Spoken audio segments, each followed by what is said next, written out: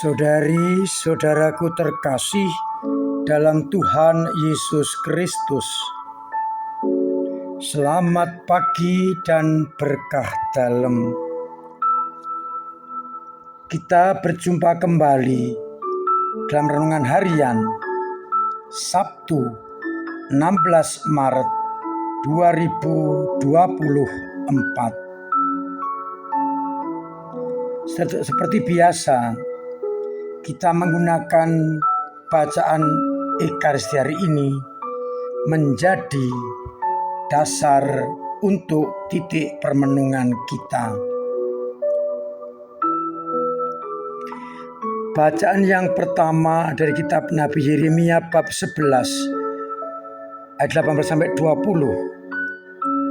Yeremia diberitahu oleh Tuhan konsekuensi sebagai nabi atau orang baik, yakni ia akan ditangkap seperti anak domba jinak yang dibawa ke pembantaian untuk disembelih.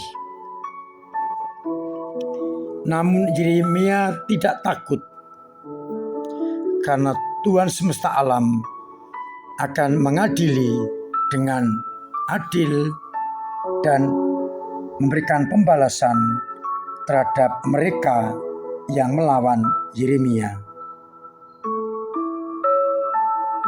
Sedangkan dalam bacaan Injil, kembali pertikaian orang-orang Farisi, ahli Taurat, tua-tua yang mengutus utusan untuk menangkap Yesus. Mereka tidak menangkap karena mereka utusan itu kagum akan Yesus yang mengajar dengan penuh wibawa dan kuasa. Demikian pula Nikodemus membela Yesus dengan mengatakan, apakah hukum Taurat kita menghukum seorang yang belum didengar, belum diselidiki keadaannya? Saudara-saudaraku terkasih, dari bacaan yang pertama kita diingatkan bahwa orang-orang benar, pengikut-pengikut Kristus, akan mengalami sama seperti sang guru, yakni dibawa ke pembantaian seperti anak domba yang tidak bersuara, tidak menolak, membiarkan diri dibawa ke pembantaian. Karena orang-orang benar punya dasar, Allah yang akan menolong mereka, Allah yang akan melepaskan mereka dari pembantaian itu. Allah yang akan membalas kepada orang-orang yang berbuat jahat kepada orang-orang benar.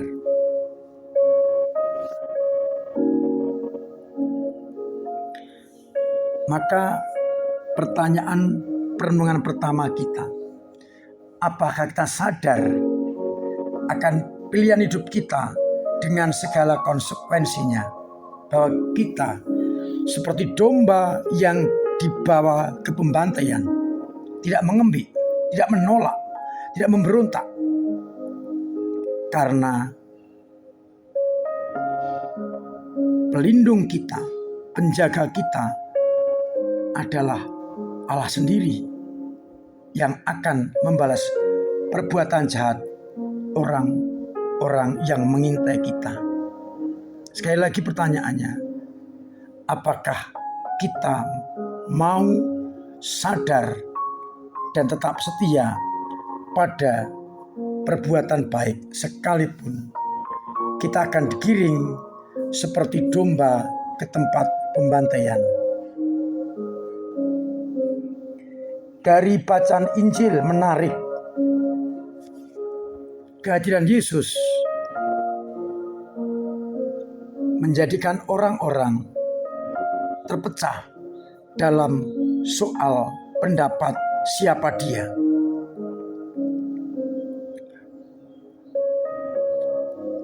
Utusan orang Farisi ahli Taurat mengatakan, tidak ada seorang pun yang bisa mengajar seperti orang ini.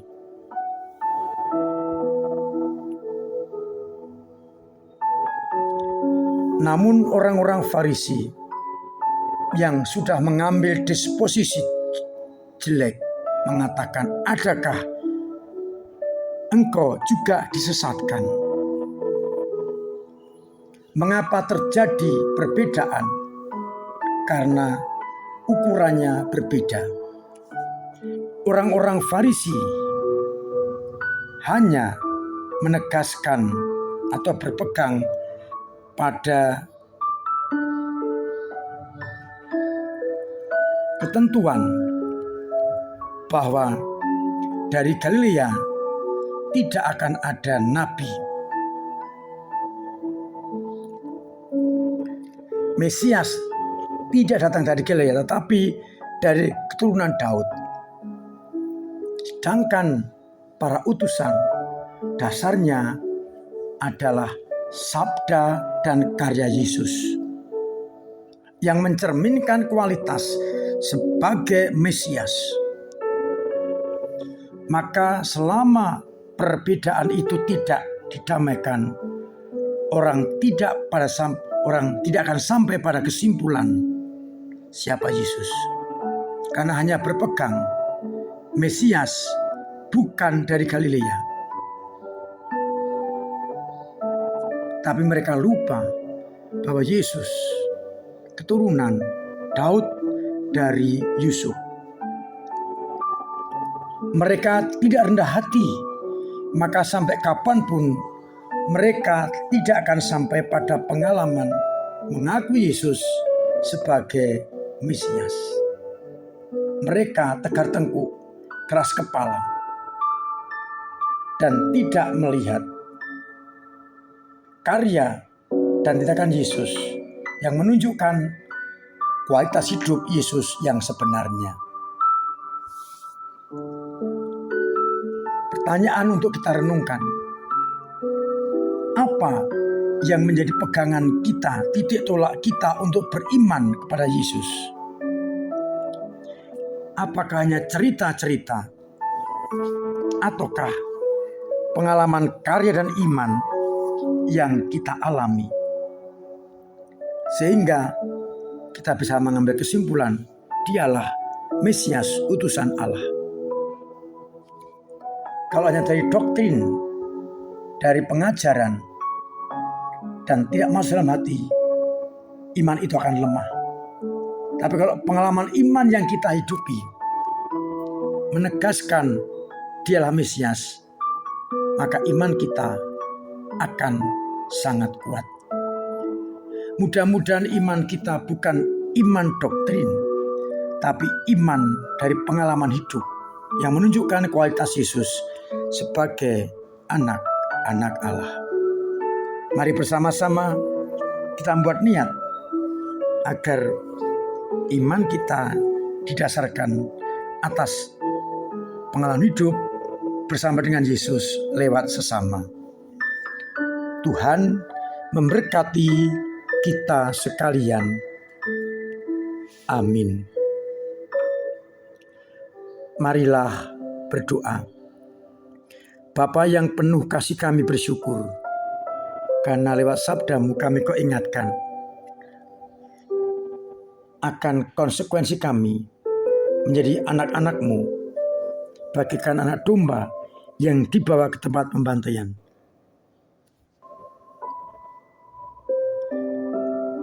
Namun sang domba tidak menolak, tidak memberontak, karena yakin Engkau yang akan melepaskannya. Kami juga kau ajari untuk beriman karena pengalaman hidup bersama Yesus. Maka kuatkan iman kami yang lemah. agar kami tetap kuat dan tabah menghadapi tantangan-tantangan. Semoga umat-Mu yang sakit Engkau sembuhkan, yang telah berpulang Engkau bantu lewat samanya, yang punya persoalan Engkau urai. Dan semoga kepada umat Kau beri cuaca yang baik dan Kau jauhkan dari segala bencana.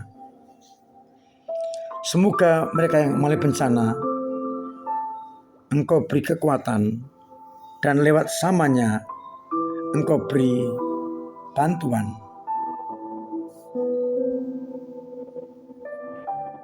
Semoga kami tetap setia kepadamu dalam situasi apapun, sekalipun penjara, tantangan dan kematian di depan kami. Agar kami kuat, sertai kami dengan berkat-Mu sendiri, Bapa dan Putra dan Roh Kudus. Amin. Saudara-saudaraku terkasih, tetap saya anjurkan, saya ingatkan untuk mematuhi protokol kesehatan agar kita benar-benar hidup dan sehat. Kalau kita sehat, orang lain yang bersama kita juga akan sehat.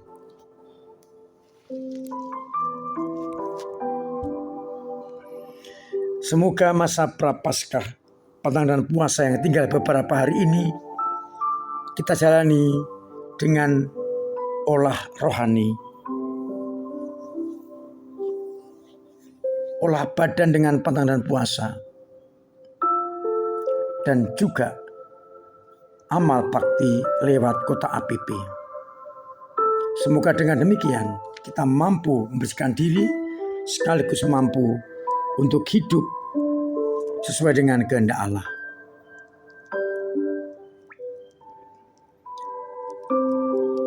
Terima kasih untuk segala peran serta panjenengan kepada gereja lewat doa-doa, lewat tenaga dan karya serta dana, sehingga gereja tetap eksis melayani umat, khususnya membantu mereka yang kena musibah banjir, yang mengungsi. Maka bila ada umat yang terkena dampak banjir, mohon diberitahukan kepada gereja untuk kita tindak lanjuti. Ketua lingkungan, saya minta aktif agar umat kita yang mengalami banjir bisa tertolong.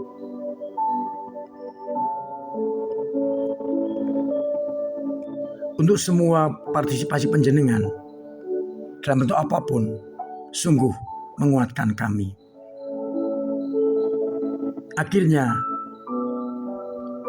saya mengucapkan selamat pagi, selamat merenungkan, salam sehat, Tuhan memberkati.